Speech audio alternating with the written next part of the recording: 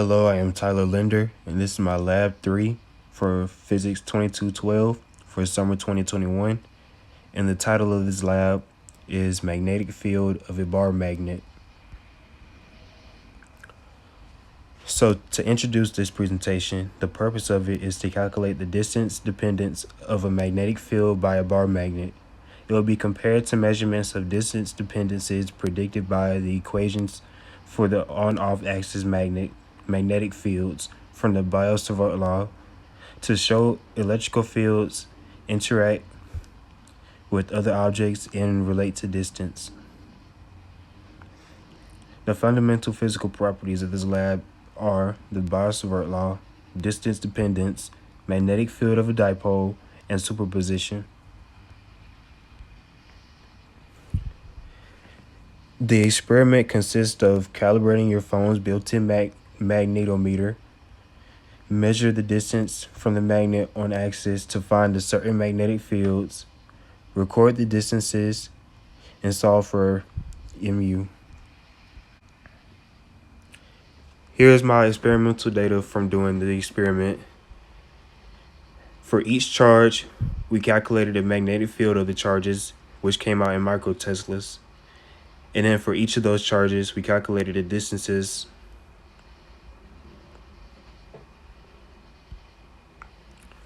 Here we have our average distances and magnetic field charges and on axis.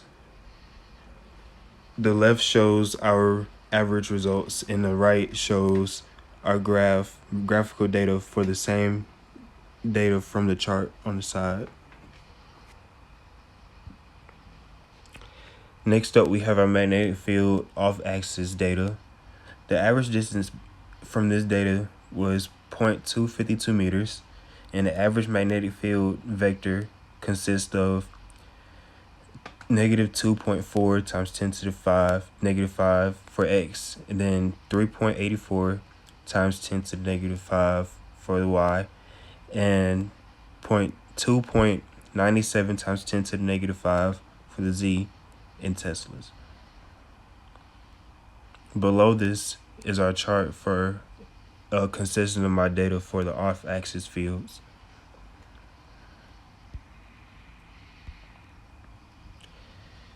So for the second part of this experiment, we had to create a composition of code. The code can be found in the description for further observations. So first up, we have our physical constant, and then we have to create the magnet at the origin. And then you also have to edit the next line to match our measurements that we found from the lab. And then once that is done, you must create a function for the magnetic field.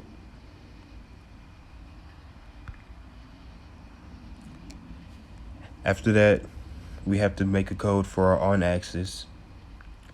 We have to visualize the magnetic field on axis and perpendicular to the axis, scaling the arrows so that they fit on the screen. Then that value determines how far away from the origin in meters the arrows will be placed. After that, you must create a code of your observation locations, 2 of them on axis, 4 perpendicular to the axis. Once that is done, you must draw 2 arrows to represent the magnetic field, creating this code towards the right.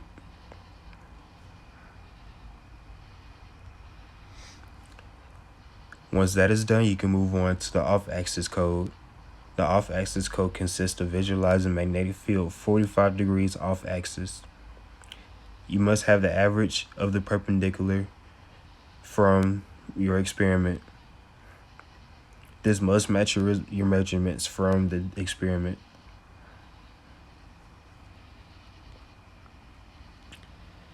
Once the code is run, you will generate the computational model. In the model, it displays both on-off axis magnetic field of the magnet. The horizontal arrows pointing towards the left shows the perpendicular magnetic fields. The horizontal arrows pointing to the right show the on-axis field. And the vertical arrow or diagonal shows the magnetic field. In addition to your computational model, you also get your printed results. Your printed results should look like this. In conclusion, we have our what-if statements. So for the first one, it reads, in the experiment, you orientated your setup so as to compensate for magnetic north. What if you haven't done that and had instead laid out your meter stake at some intermediate angle with respect to Earth's magnetic field? How would your results have changed? So, every reading from the magnetometer will alternate in northern direction. The values of K, micro, and N would not result accurately. The second question reads, imagine if you had two identical magnets. What if you redid the experiment, but instead of using a single magnet, you used the two identical magnets stuck together end to end?